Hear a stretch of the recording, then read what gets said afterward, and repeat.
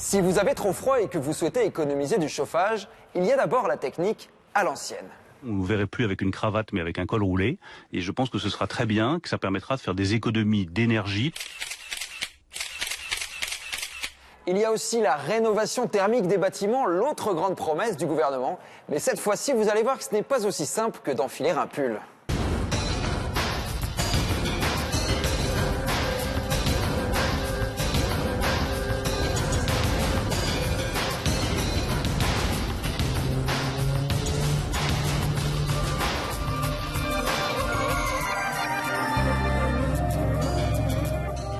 Bonsoir, qui n'a jamais reçu de coups de fil ou de messages promettant des milliers d'euros d'aide pour changer ses fenêtres, isoler ses combles ou encore installer une pompe à chaleur? Un de nos journalistes a pu infiltrer une de ces nombreuses plateformes de démarchage téléphonique aux pratiques souvent douteuses, voire illégales. Oui, bonjour, je me présente du bureau d'études départementales. Jamais commercial, je suis technicien conseil, surtout jamais commercial. Le truc, c'est d'essayer d'arnaquer les gens. On vous révèle ce soir les vrais chiffres de la rénovation thermique. Sur les 35 millions d'habitations que la France s'est engagée à mettre aux normes basse consommation d'ici 2050, on a découvert que seulement 13 400 ont réellement atteint cet objectif l'an dernier. Car de nombreux propriétaires se lancent en fait dans des travaux inutiles et dans des procédures administratives parfois incompréhensibles pour toucher les aides promises par le gouvernement. J'ai tellement fait des démarches complètement absurdes qu'aujourd'hui, en fait, je sais plus ce que j'ai fait réellement, dans le bon sens, dans le mauvais sens. Enfin, pour moi, c'est illogique au possible, quoi. Les 7 milliards d'euros investis par l'État dans la rénovation thermique sont-ils mal dépensés? Est-ce simplement de la com? On posera toutes ces questions à la ministre de la Transition énergétique, Agnès Pannier-Runacher. Ce sera juste après l'enquête de Nolwenn Le Fustec, Pedro Brito da Fonseca, Xavier Gaillard pour Cat & Compagnie.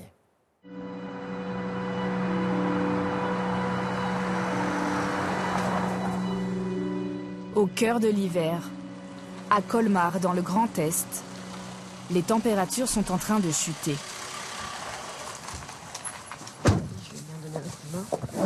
Dans cette camionnette, un chauffage de chantier monté sur une bouteille de gaz.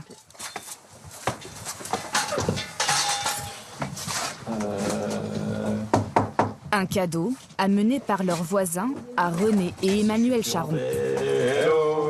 Bonjour René. Il n'y a aucun réglage, alors c'est vraiment basique, c'est juste à utiliser provisoirement pour faire monter la température de votre pièce. Dans la maison, il fait 13 degrés, à peine plus chaud qu'à l'extérieur. Voilà, solution temporaire. Ironie du sort, leur nouveau chauffage disjoncte dès qu'il fait trop froid. Voilà. Il y a 3 ans, ils avaient pourtant misé sur un appareil dernier cri pour remplacer leur chaudière à gaz. Ils voulaient passer à une autre façon de se chauffer qui soit plus écologique. Et ça, c'était vraiment notre projet, ce qu'on pensait depuis un moment, et voilà. Voilà leur nouvel équipement, une pompe à chaleur. Une technologie vendue comme ultra performante. Mais rien ne s'est passé comme prévu. Cette partie-là, c'est l'unité extérieure, voilà, et qui ne démarre plus. Premier problème, leur installation n'est pas aux normes. Déjà, elle n'est pas droite. Là, si vous voulez, ça aspire de l'air. Là, il n'y a pas d'espace pour que l'air puisse circuler. Cette sorte de gros ventilateur est couplée avec toute une machinerie dans le sous-sol. L'entreprise aurait mal travaillé et notamment laissé derrière elle des fuites apparentes. Et là, on voit bien, il y a une fuite d'eau. Résultat, la pompe à chaleur tombe régulièrement en panne. Ouais, serre-moi un petit café, là, j'ai froid. Tout paraissait pourtant prometteur quand une entreprise de chauffage les a démarchés, avec une plaquette promotionnelle très séduisante. Engagement mondial, agissons ensemble pour la planète, ça me parle. Un hiver au chaud. L'entreprise mettait en avant un vaste programme environnemental, initié et encouragé par l'État. Et là, nous allons arriver à ce fameux drapeau français, République française. C'est quand même quelque chose qu'on nous montre. Pourquoi ça vous a parlé?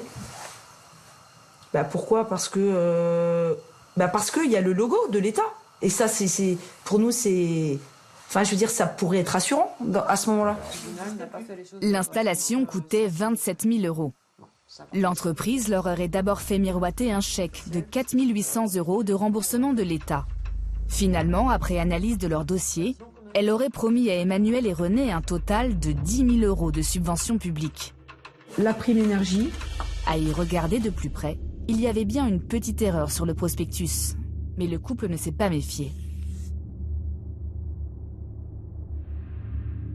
Aujourd'hui, non seulement leur chauffage est en panne, mais ils n'ont pas touché un centime d'aide publique. Je voudrais passer à autre chose et je tiens juste parce que je veux aller au bout de cette affaire. Je veux que ces gens, à un moment donné, comment dire, ils puissent être punis. C'est pas qu'une pompe à chaleur, c'est bien plus, c'est au-delà de ça. C'est de l'abus de personne, c'est... Le couple avait contracté un crédit pour financer sa pompe à chaleur. Il attaque l'organisme en justice pour le faire annuler. L'entreprise qui leur a vendu, elle, a depuis été liquidée. En 2021, on a financé avec ma prime rénov 650 000 rénovations. L'objectif que je me fixe pour les 5 prochaines années, c'est d'en faire au moins 700 000 par an. C'est une promesse du candidat Macron pour les 12 millions de Français qui vivent dans des passoires thermiques. Pour ceux qui n'ont plus les moyens de se chauffer. Je chauffe au bois parce que la chaudière électrique, ça consomme de trop. Une urgence écologique aussi. Le secteur du bâtiment représente près de la moitié de l'énergie consommée. Alors la France s'est engagée. En 2050, tous nos logements devront être classés basse consommation, diagnostic A ou B. C'est pas de l'argent jeté par les fenêtres, justement. Pour atteindre cet objectif, les pouvoirs publics multiplient les aides à destination des particuliers. MaPrimeRénov', MaPrimeRénov' Sérénité, mais aussi les C2E pour certificat d'économie d'énergie.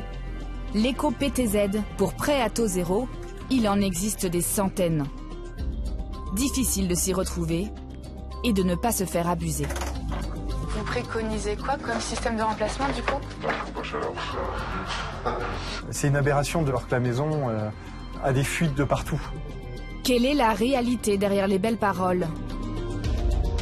L'argent public est-il vraiment bien dépensé?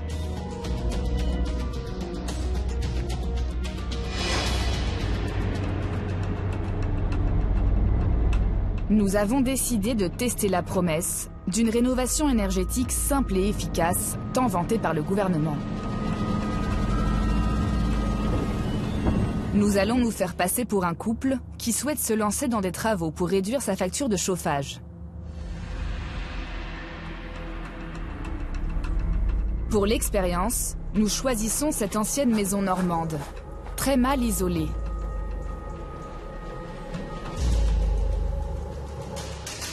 Le froid y pénètre par la boîte aux lettres, les encadrements de portes, les fenêtres simple vitrage, mais surtout par le conduit de la cheminée. Et par le grenier à l'étage. Une pièce entièrement nue qui donne directement sur l'extérieur.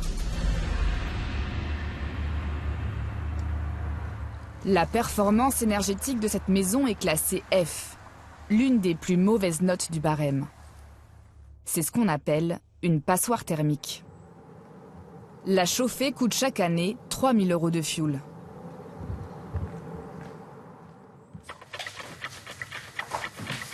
Pour réduire notre consommation d'énergie, de nombreux sites internet proposent de nous aiguiller dans la jungle des aides. 70% d'économie sur notre facture, jusqu'à 26 000 € d'aide de l'État. Un dispositif semble particulièrement généreux. MaPrimeRénov', jusqu'à 53 000 € d'aide annoncée. Tous ces sites se présentent comme de simples plateformes d'information qui proposent des simulations sur mesure et gratuites. À chaque fois, il faut renseigner ses coordonnées pour obtenir les résultats. Nous remplissons une dizaine de questionnaires.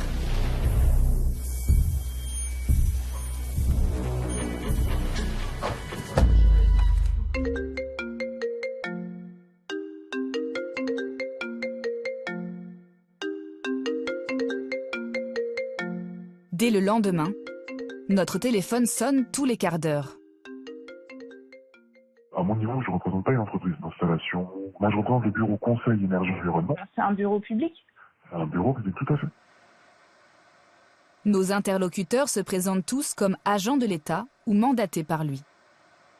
On est un bureau qui dépend directement des subventions d'État. On travaille en partenariat avec MaPrimeRénov'.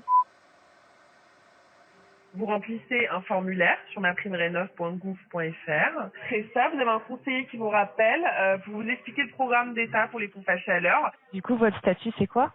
Fonctionnaire, je travaille au ministère de l'écologie, madame. Tous ces soi-disant bureaux publics proposent un diagnostic gratuit de notre maison. Nous décidons d'en tester 2. Pour cette semaine, le seul créneau que j'ai disponible, ça va être le vendredi matin. À part ça. Ok, ça marche. Avant de recevoir ce diagnostiqueur, nous dissimulons des caméras à l'extérieur et à l'intérieur de la maison. Nous nous équipons également de caméras cachées. C'est parti. Le premier rendez-vous arrive.